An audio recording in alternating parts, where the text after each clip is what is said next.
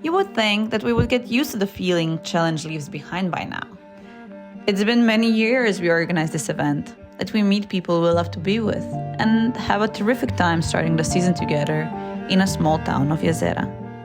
We have seen many of the possible routes and weathers. We know the corners of the islands and all the lighthouses within the 16-mile radius. We know 3 restaurants working there in April, and we know who drinks coffee where in the morning. We know the town dogs, children, waiters, harbor master, and even the mayor. Yet, every time a challenge ends, it's like we have never felt this before. Something that sleeps deep inside during the winter gets brutally awakened and ready to rumble. When hundreds of people like this meet, it creates emotional fireworks, followed by a flow of ideas about where and when we will meet again and try to find this feeling once more. For me it's the first time, so I'm a bit nervous and excited, but I remain optimistic. I think we will have a lot of fun. This year, things started earlier. Getting the idea from the teams who came a week ahead last year to cruise and use their trip to the greatest extent, we officially organized it this time around. The idea got recognized by entire 12 teams as something to participate in and bring their families along. From the trip to the national park to breakfast in the close restaurant of Kunka, these guys have literally been vacationing together, which I can't imagine happens to any other class of sailboats. The program continued with 2 days of training with Marian and Vid, a possibility that 18 teams used to prepare for the race ahead. What's really nice is the number of boats increased every year, I believe. Last time was about 4 years ago for me, and now we have close to 38 teams. This is super, this is great, incredible. Luck is not what we felt on Thursday when we looked at the forecast for the start on Friday morning. Strong Yugo wind combined with its famous waves made us push for the start in the afternoon. But when Friday morning came, all the clouds cleared up in 2 hours, leaving sunshine to warm everybody as they prepared the last things on their boats. The pre-race vibe itself is a phenomenon. And we ordered the sunshine, to prepare the boats, not the rain that was yesterday. It's my mother. He's my daughter. We know each other well, so there won't be any problem outside. Did it once with another boat, and now it's a father and son experience. Yes. Boat looks incredible. It seems fast, so it will be fun. Double-handed is a good concept, so nice challenge.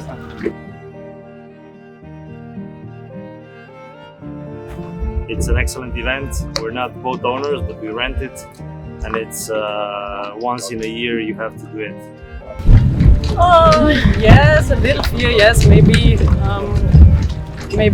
first time it's a little too strong for us. So I don't know if we could stay in the fleet.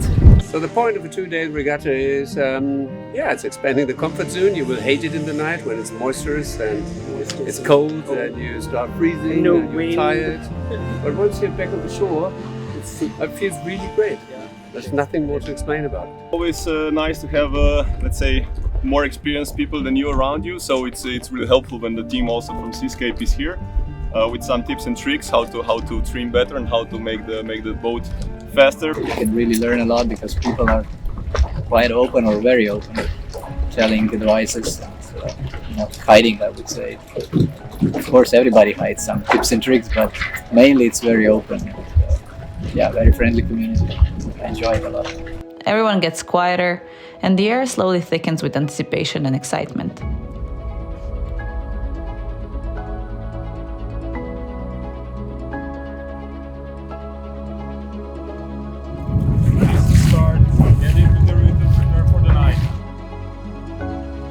At 5 p.m., focus replaced excitement. As the 33-18 started like it was an inshore race, they had 45 minutes and 3 marks to win. And 15 minutes later, the 24s and 27s joined to make for 42 more boats sailing in the archipelago than an hour ago. They had a nice breeze on the start, but it didn't last too long. Behind the first corner where the fleet is supposed to turn north, The wind died and left us to slowly float in the spectacle of colors and reflections.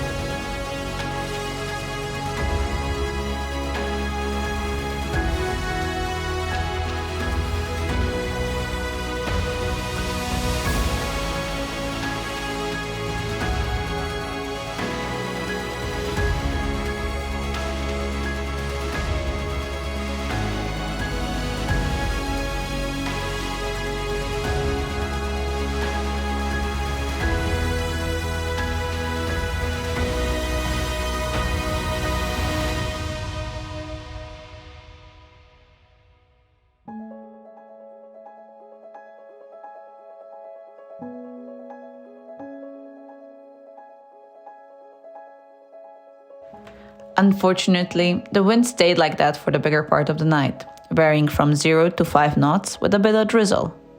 This had another unusual side effect. When the daylight came, in front of the first mark, more than 20 boats were as far as from each other as they were 10 minutes after the start. But I'm going back to bed now. Right Here, Shaq. choice. Have a drink, have a sip of coffee. We're making our own coffee.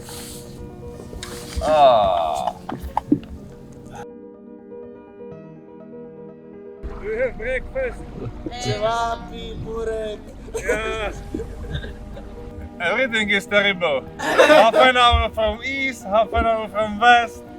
Like a roulette. It was roulette.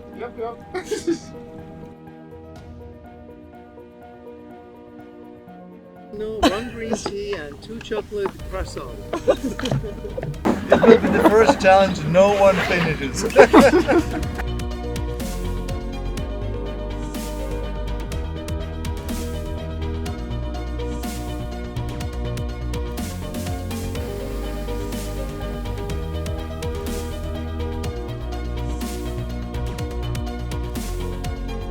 The idea is not to sleep, the idea is to sail.